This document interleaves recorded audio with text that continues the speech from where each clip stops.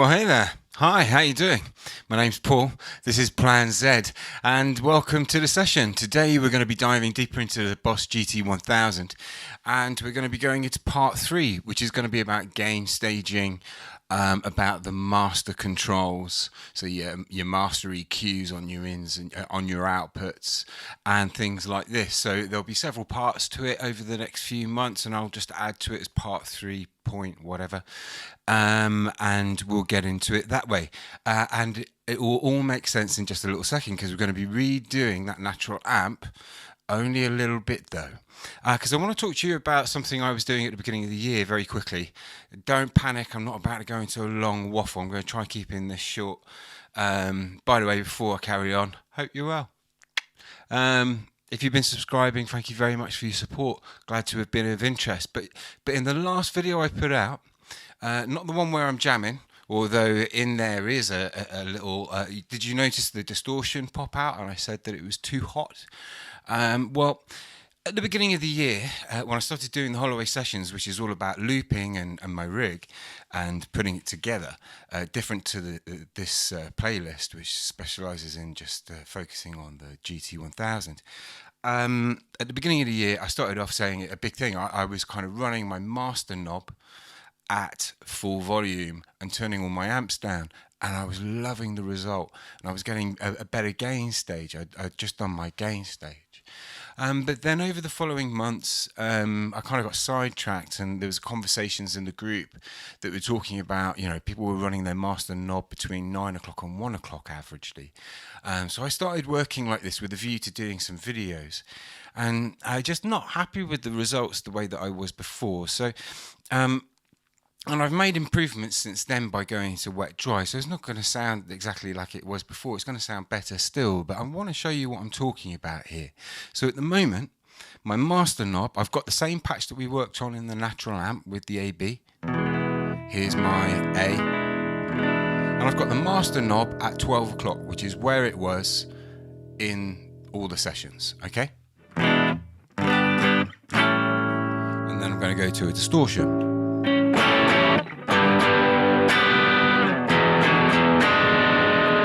Now I duplicated the patch and redid the levels. Why is that so quiet? Well, it's set up so that I run on maximum volume. Sorry, I'm getting sidetracked. I'm going to go back to the other patch. I want to show you one thing before we jump into the new patch. So whilst we're at 12 o'clock, that's my clean level. And if I go into the signal chain, which is, if you're familiar with the patch, we'll be going into the settings view, not in this video, in another video, but I'm going to turn off my EQ. I'm going to turn off the amp. Now listen to how quiet the difference is between the amp and the original signal. The amp is a lot louder, right? So someone sent me in a comment saying, look, your output is like really close to clipping. It's really maxing out. And this is the reason why, was to get the level up to a point where it was feeling like an amp. I was having to push my amps harder. Whereas at the beginning of the year, what I was doing was this. So this patch, I'm now going to turn the volume up to full on the master knob. Sounds more or less the same, right?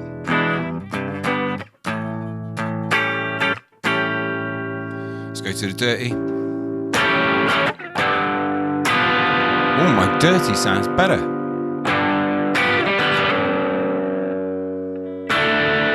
I might even be able to push the level on that.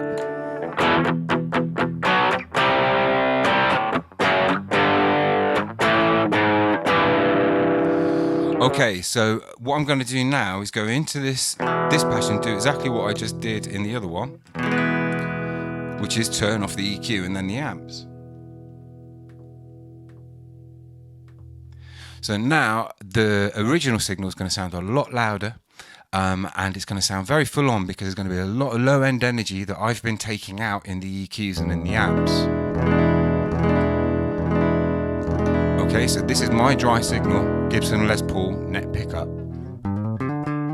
nothing on that apart from the cab at the very end. No compressors at the front here from the HX effects or any funky like that, just cleaning. Okay, and now when I add my amp, my level's more or less the same, but I've taken all the lows away and I've brought out, obviously the amp brings out the highs and the high mids. I then slap on my EQ, so I've got my low cut, my high cut, and my other little frequency pull-outs that I do. Okay, so that's properly gain stage. So from this point onwards, so you're aware, when we're diving into the amp videos, I'm going to be doing another natural amp video at some point. So I'm just aware the light's flickering. There's something, I can't get the lighting right on these. Sorry, stay on track, Paul. You're a donut. Oh, donuts. Where are we? Getting sidetracked. So yeah, I'm going to leave that patch there like that. And from now on, I'm going to be working with these levels. And that's considerably less. Before we were working around levels around 70 on the master of the amp. And now I've pulled it back to about 40, I think it is, for the clean. But we'll do another deep dive on that. So that part 2A natural amps is actually going to become part 2.1 natural amp, because there's going to be the real way of doing it. And hopefully we've learnt from this experience. I know I've learnt from the experience, and it took a comment from someone on the last video to remind me of what I've overlooked. I was working with the sound and it was sounding nice. We had a jam. So let's have another jam and see what that jam sounds like now that I've redone. So I'm going to go to the patches I set up for that jam. Sorry, I'm waffling.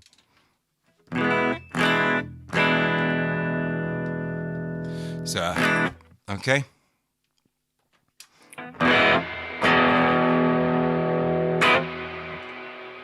Just want to take the gain out of that high gain natural.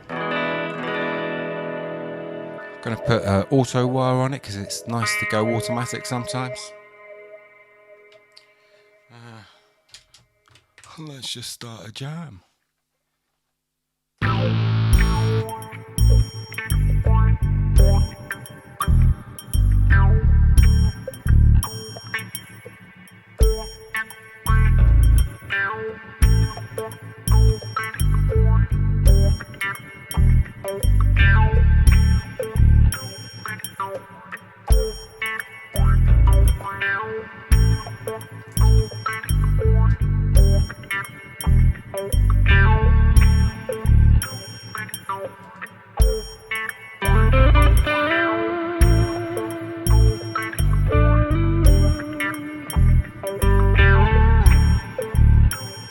Okay, so I'm now going to go to,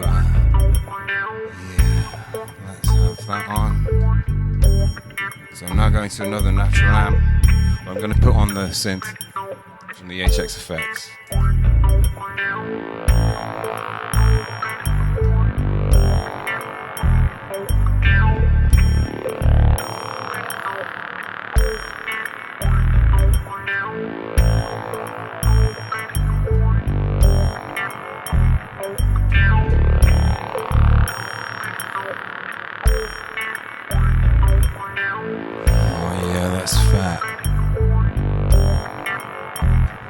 Okay, so now my left-right patch.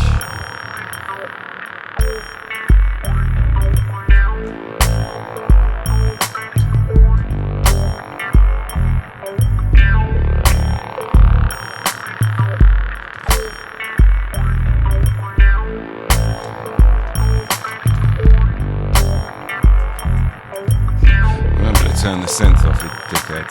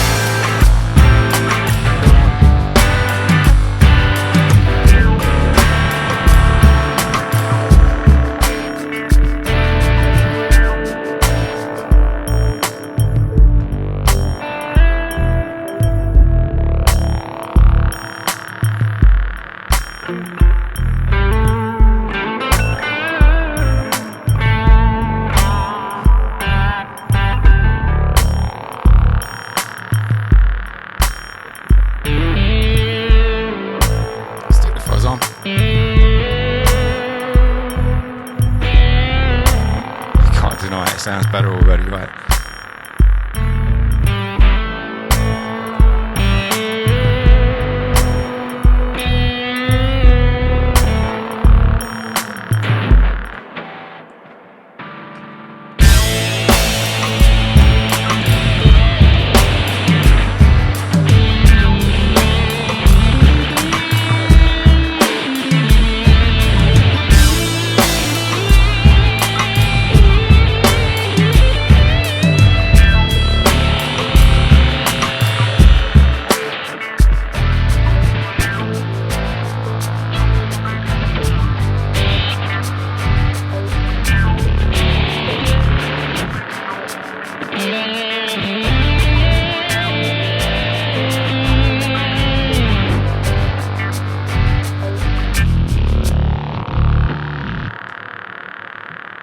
Okay, so I've messed up, but it doesn't matter. We get the point, right?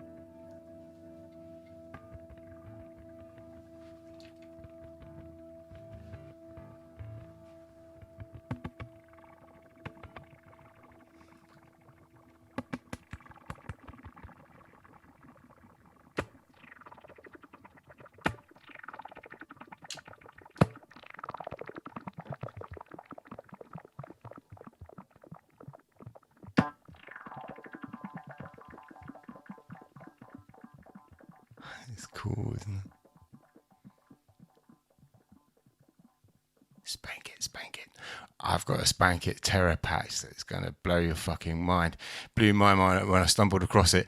It's brilliant. A really good fun to play, but we'll get into that much deeper into these sessions. Hopefully this video makes sense. I tend to go on waffles and tangents, but hopefully you followed what happened there. Ignore the playing. I'm just jamming, throwing shit at the wall. Sometimes I fuck it up. But hopefully we're going to get to the meat of the matter, and that is you get your gain stage right.